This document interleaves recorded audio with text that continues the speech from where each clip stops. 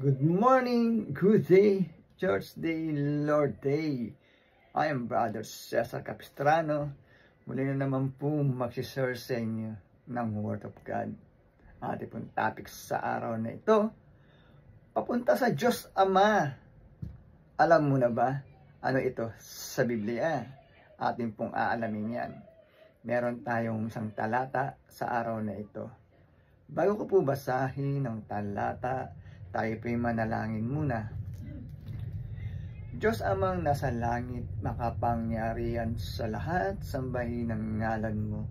Diyos Ama, maraming salamat po sa gabay, biyaya na pinagkakalob niyo sa amin sa bawat isa sa amin. Di po kami magsasawang magpasalamat. Sa muli na naman pong pagdilat ng aming mga mata, ay napakalaking biyaya po ito para sa amin. Muli na naman po namin magagampanan ang aming tungkulin sa aming sarili, pamilya, trabaho, at kaawaan niyo po kami. Diyos Ama, kung kami po ay nagkukulang sa inyo, papasukin mo po sa amin ang iyong presensya upang sa ganun po ay lubos namin maunawaan, maintindihan ang iyong salita na buhay at makapangyarihan. Sa ngalan ng Panginoong Yesus, Amen. Brother and sister, magandang araw na naman po ng linggo. Na ating topic, papunta sa Diyos Ama. Alam mo na ba? Meron tayo isang talata sa araw na ito.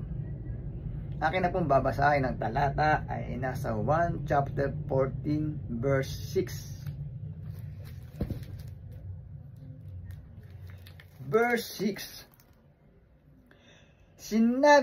Verse 6. Sumagot si Jesus, ako ang daan, ang katotohanan at ang buhay. Walang makapupunta sa Ama kundi sa pamamagitan ko. Amen, brother and sister. Napakaganda po ng ating nabasa mula sa Biblia. Sa nila naman po ng talata, pinagtitibay mismo ang nagsabi ng ating Panginoong si Kristo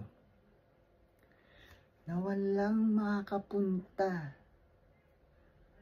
o makakapunta sa kaharian ng Diyos kung hindi sa pamamagitan ng ating Panginoong Hesus Kristo. Brother and sister, siya ang daan papunta sa kaharian ng ating Diyos Ama. Kaya po, lahat po ng naituro, naiaral o ginawa ng ating Panginoong Yesus nung siya po ay nandito pa sa sanlibutan ay ating pong sundan, gayahin at sundin po ang kanyang mga aral, ang kanyang mga salita na mababasa po sa Biblia. Pinagtitibay po sa nabasa natin sa talata mula sa Biblia. Walang ibang daan para tayo po ay makasama sa kaharian ng Diyos kundi sa pamamagitan po ng ating Panginoong Hesus Kristo. Kaya po tayo manampalataya, makinig sa mga aral na naituro sa atin ng ating Panginoong Hesus Kristo, sumunod sa mga aral sapagkat siya ang daan para po sa ating kaligtasan, para po tayo makasama sa kaharian ng ating Diyos Amang nasa langit. Brother and sister, napakaganda po ng ating nabasa mula sa Biblia. Kaya po sana ay huwag po tayong manawa makinig every Sunday na aking po binabahagi ng salita ng Diyos na buhay at makapangyarihan upang sa ganun po ay magkaroon tayo ng kaalaman, gabay at kontrol dito sa sanlibutan. Brother and sister, magtatapos na po yung ating topic. Tayo po yung manalangin muli. Diyos Amang nasa langit, maraming salamat na naman po. Nakapagpakinig na naman po kami ng iyong salita na buhay at makapangyarihan na nagbibigay lakas po sa aming katawan at espiritual. Maraming salamat po. Sa pangalan ng Panginoon Yesus. Amen. Brother and sister, maraming salamat na naman po.